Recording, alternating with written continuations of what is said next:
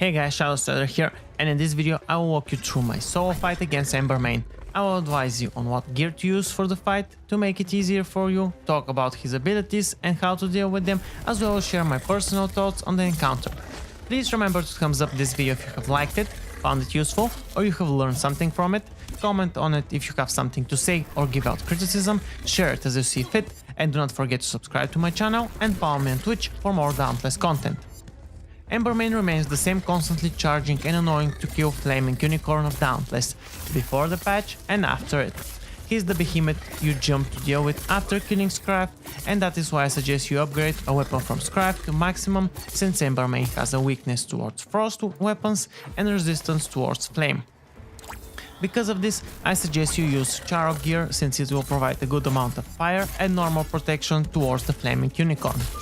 The gear I used, as you can see, is a maxed out full Charok set of armor, a strike lantern and a scrap sword. This fight becomes a lot easier and faster for hammer users, since you can easily interrupt his charges and deal massive amounts of damage while he's down. So the weapon order for this behemoth would be hammer first, followed by pike as a second choice, and third choice all the leftover weapons. The reason the pike is second is because you can also safely interrupt his charge with the blast from the pike. But if you're not good with a pike or a hammer, then just do him with your weapon of choice. It will take a bit more of time, but it will not be a non-winnable situation like doing a pangar. It takes me between 7 and 12 minutes to solo Embermane with a sword, and it all depends on when I find him searching through the island and how many times he flees away. Ability wise, Embermane has not had any big changes done to him, excluding the fact that he now has a spin jump ability similar to Stormclaw. The ability deals damage when his tail hits you, so technically you just need to stay away from it.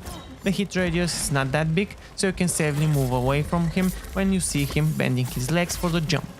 Other than that, he has all of his ult abilities, which are unchanged, and he still prefers to charge at players 90% of the time like he used to.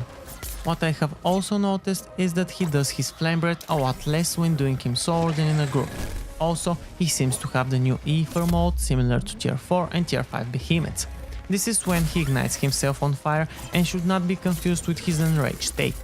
Both, however, can activate at the same time. In my old videos I called this elemental phase, but now we have a proper name from the developers and it is Ether mode. My strategy for Embermane is to keep close to his back legs so that you're out of range of his headbutt when he does it, and only have to watch out for his spin jump. As you can see, evading with a roll and hit with the sword is a nice way of applying damage to his constant charges. You can also try your sword special move to interrupt the charge, but it is risky because sometimes you can time it and not get hit, and sometimes you will, so I prefer to just evade it and attack again. Overall, Embermane is very easy to deal with, but he just does damage and none of them require 2 rolls to evade. When you heal him once, craft his gear and farm him until you max it out. Afterwards, craft a weapon with his wood. Embermane can easily be killed with all 6 parts of his body destroyed, which are his head, his tail and all 4 of his legs. All of them will drop Embermane height. The head has a chance to drop an Ember Horn, the legs have a chance to drop Smoked Dewclaw, and the tail has a chance to drop a Burning Tail Spike. His armor and weapons can be upgraded to +3. The chest from Embermane gives evasion stat bonus, while the boots, helmet and gloves all give evasive fury stat bonus. Evasion increases your dodge invulnerability window by 7% per point, and evasive fury increases your attack speed after a perfect dodge by 4% per point.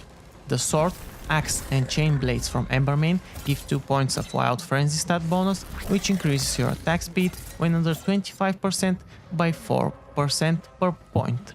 The war pike gives you 30% increased attack speed after you hit with a special attack missile, and the hammer gives you 25% increased attack speed after landing a hammer blast.